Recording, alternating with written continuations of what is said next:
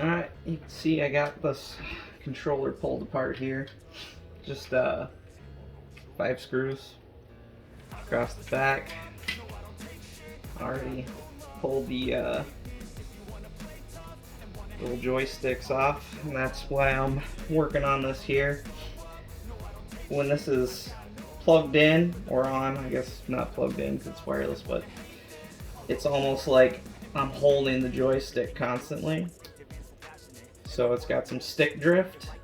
What we're going to do is we're going to take some 91 alcohol and a Q-tip. Just going to get a good amount on there. And I'm just going to stick that right down in here. We want it to get down to the contacts. Kind of going to push it around on all sides and let it drip a bit.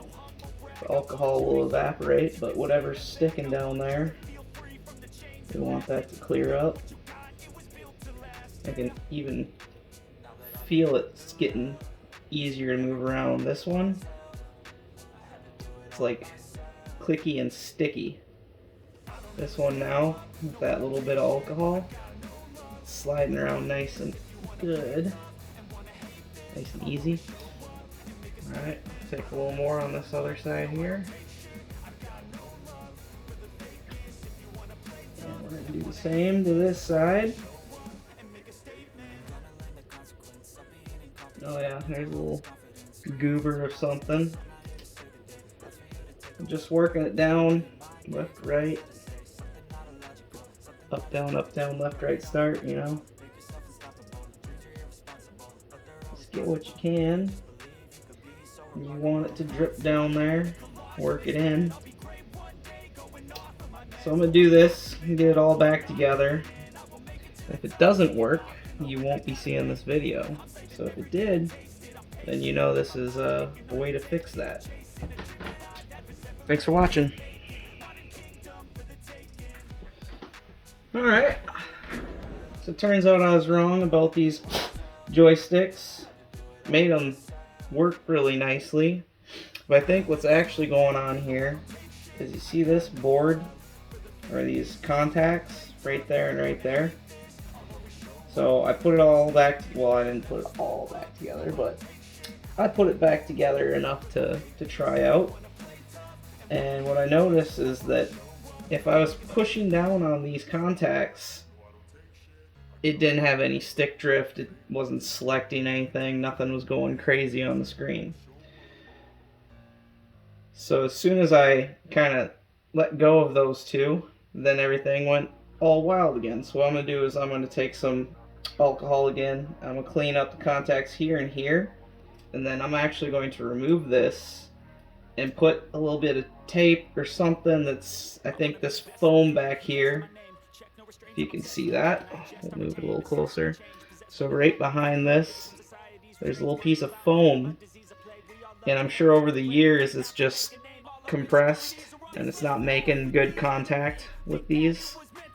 So I'll put something behind that so it pushes it out a little closer, and then you actually have, you know, pressure holding everything together.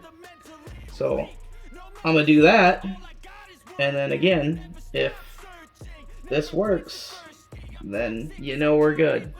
Alright.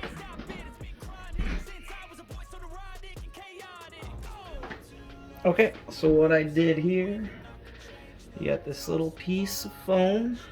I don't know if you can see that. So that little piece of foam comes out of this spot right here. And what I did, took some electrical tape and I just cut it into strips, and I have, I can't tell, but I got 3 layers on there, and I'm thinking that's going to be enough thickness that I'll get the contact that I need. So I'm going to try that, and I'll let you guys know. Well, I won't let you know because it's going to work. And I won't upload the video if it doesn't work, so again, thank you. Alright, so that worked, but I am also putting, I don't know if you can see this here, just a about 8 layers of electrical tape stacked up, because I think this little piece of foam is also worn out. That pushes against the battery. The battery, sandwiches everything together. So I'll put that in there, and then, as you rotate, that's actually pushing against this side here. So that bit of foam and stuff is under, just came out of its placement, but it's going to push against the battery here and sandwich everything together, and those contacts will be nice and tight, and I won't have an issue. Alright, got it all back together. PS3's on, and not having any issues there, but I probably shouldn't have stacked up so much of that electrical tape, because this, if you hear that little gap right there, it doesn't want to close up all the way, so I might take it back apart and pull out a couple layers, probably like 4 layers of that electrical tape. But here, I'll swing you around. We got, there's the controller, but everything is working good now. Actually, let me grab this controller. I think this one still does it. So let's see if we can get an idea of what it was doing.